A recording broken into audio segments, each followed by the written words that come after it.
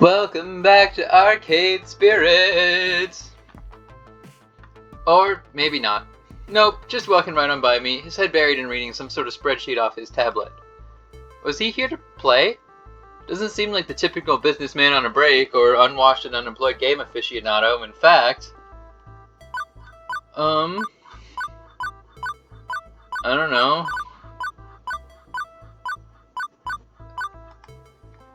Seriously, is he waltzing into an arcade or some posh club with wingback chairs and foie de gras served by a dude named Jeeves? I probably pronounced that wrong. I know that this is French. I do not have any idea how to pronounce it right now. And suddenly he looks up at me sharply. Whoops. Was I making a face at him or something? Hold on a minute. Who are you exactly? What are you doing behind that desk? Where's Francine? No. Pleased to meet you. I'm Emmy. Hello, I'm Emmy Twinley. If you're new, hire. I'm looking forward to working with you. He relaxes somewhat on hearing that. Somewhat. Good to hear. It's about time. I was wondering how long she'd have to work the desk. She's got gusto for an octogenarian and loves working the floor, but sitting here all day handing out toys and dealing with problems wears her down. So, she explained the job to you? Gave you the papers to sign? She said Gavin would handle that stuff? With a sigh, he rubs his forehead, feeling a headache coming on. That would be me. I'm Gavin Cooper. I'm the business manager here at the Funplex. I make sure you manage to keep having a business, rather than a pile of rapidly collapsing fiscal mistakes. Right. So, as you've no doubt guessed, you'll be exchanging tickets for prizes. But that's the least part of your job. There's more to it than that? You're the floor attendant. You attend to the floor. What, the carpets? Seriously? The floor, the arcade, the games, the patrons. You're the one running around putting out fires and sorting out problems. Excuse me. Technically, you're our second floor attendant. Ashley will be in later, but we need two. One to roam, one to operate the desk. I'd do it myself, but I'm typically busy in the back office making sure the whole thing doesn't fall to bankruptcy. That's why Francine loved filling in. She's a people person. She loves helping out in a pinch. I am not a people person, as you've likely gathered. That's not to say you're alone out here. I'm in your corner at least. If things go south, you tap me for advice on what to do. You got a phone? Of course. Gavin quickly passes me his business card. He apparently has a stack of them at the ready in his pocket. Go figure. His phone number is listed at the bottom. You ever worked a high-pressure customer service job before? Shoe sales? Smelly socks? You have no idea. Right, well, you know how to keep your head when a customer doesn't, I hope. But, anything goes sideways, you can text me. I'm not around, you text Ashley or Naomi. In that order. Who and who? You'll meet them soon enough. I think not. Above all, do not bug Francine. She's practically retired. Let her enjoy that retirement in peace. Understood? Yep, I got it. It's not my first explosive ordnance test. I've worked retail and food service, and I've worked as a lifeguard at a pool. Managing stress in difficult situations, even life or death ones, is something I've got experience in. You can rely on me. Gavin nods approvingly. Indeed. Good.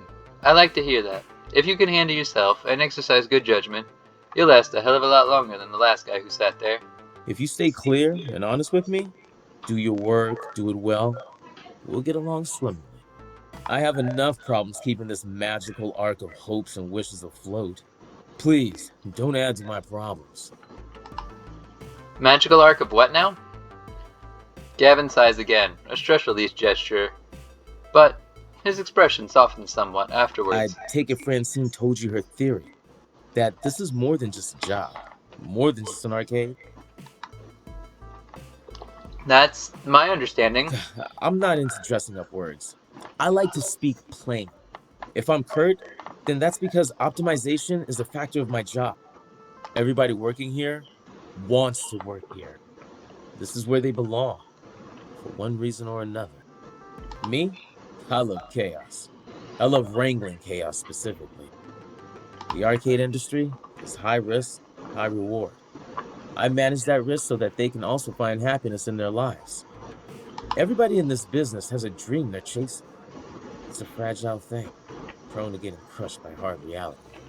My job is to see to it that never happens. That includes Francine, who deserves better in her twilight years than desperately propping up a semi-failing business. So, you find some value in this place beyond your salary, or you'll burn out. Trust me. Last guy to sit there burned out hard. Now, can I trust you to mesh with our merry misfits? What? To be honest, I'm still sorting out why I'm here, what my dream is, but I'm not here to step on anyone else's dreams in the process. I'm here to do my best at supporting everyone. Good to hear. I'd say we share similar views then. It'll be a pleasure to work with someone who's actually enthusiastic and competent. And hopefully this hive of weirdness will help you find your dreams along the way. Anyway, I need to go prepare your paperwork. Technically you shouldn't be working until we've crossed the I's and dotted the T's, but since I'm already sitting here, you'd rather I stick around? That would be accurate. If you're willing to fudge things a bit and work today anyway, it'd help us out a lot. Now if you don't mind, Naomi could likely use a hand in the workshop. A good opportunity to introduce yourself as well. Got it. Wait, someone else is here? I haven't seen anyone else. Yeah, that sounds like Naomi. Her workshop's through that door there, the one next to the UFO catcher. The crane game, to use layman's terms. Satisfied for now, Gavin heads in the back, presumably to the office to go crunch some numbers. If Francine's really taking a nap back there, hopefully he's going to crunch quietly. In hindsight, I wouldn't call Gavin stuck up, I suppose. Honestly, I'm not sure what to make of him. He was blunt like a baseball bat, sure, but he seems to get Francine's ideals. Anyway, I should go meet my next coworker, this Naomi that he mentioned. Although I could swear Francine and I were the only ones here until now. A double door, also marked employees only, also with an apostrophe, leads from the arcade floor to what feels like an industrial area of some sort. I turn the handle and step inside.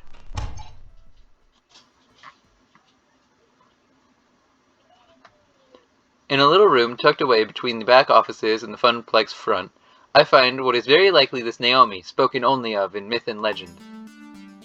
A girl about my age, but certainly not my height, is tinkering away on what looks like an old tube-style monitor. Huh. I didn't realize they had so many circuits. She doesn't notice me when I come in, too busy soldering a capacitor into place. The lingering smell of melting metal fills the air of the poorly ventilated workshop. Excuse me? For lack of a better way to interrupt her. I was worried that no matter what I did, she might, I don't know, burn her fingers or jump so high she hit the ceiling or something. Fortunately, the shock's not quite that intense. Oh. Hello? Hey, you know this room is for employees only. She said, with no Are apostrophe. you lost? Do you need something? I'm Emmy Twinleaf. I'm the new floor attendant starting today. Oh! Hi. I didn't realize Francine already found someone. I guess I forgot to check my text.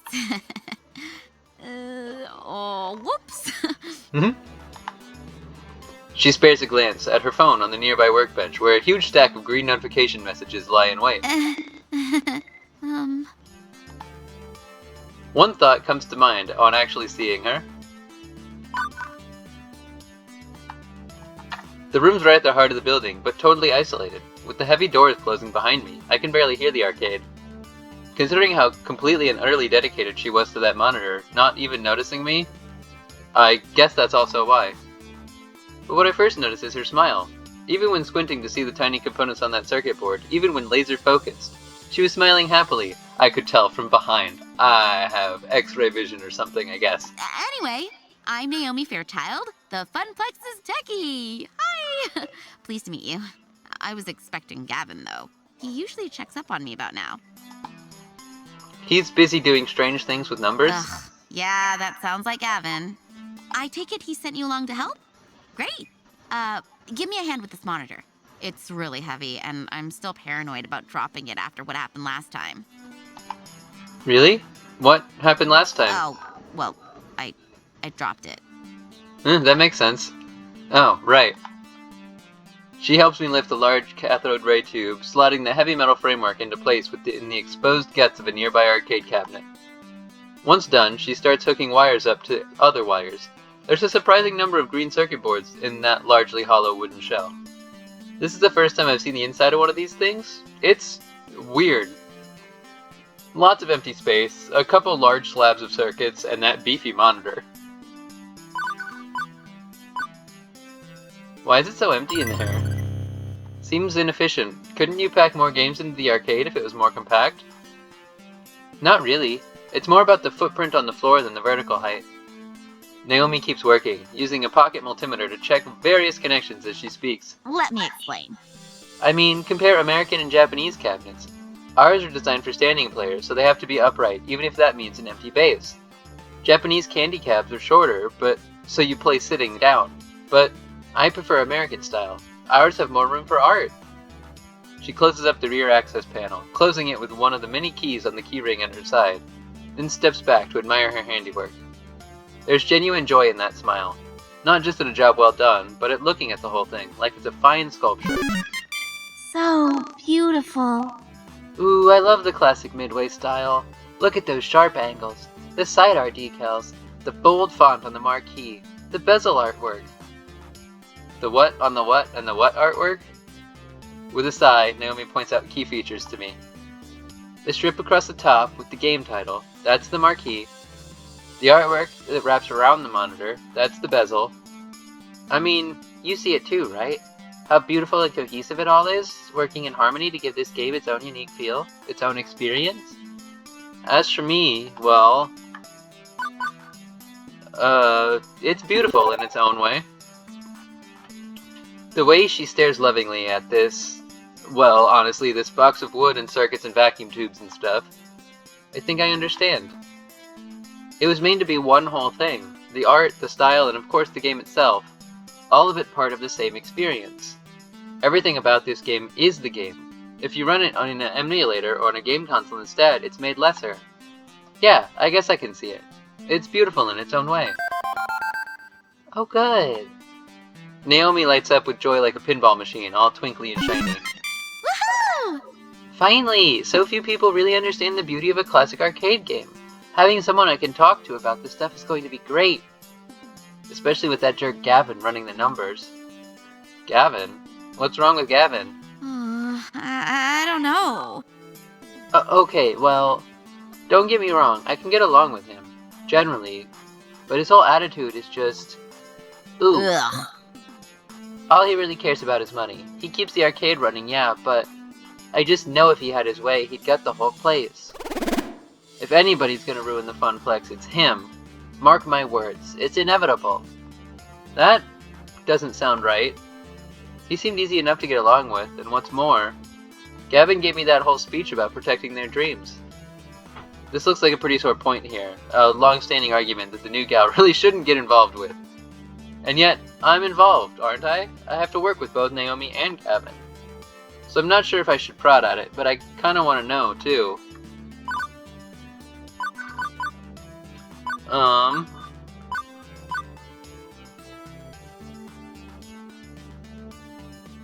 I wanna know.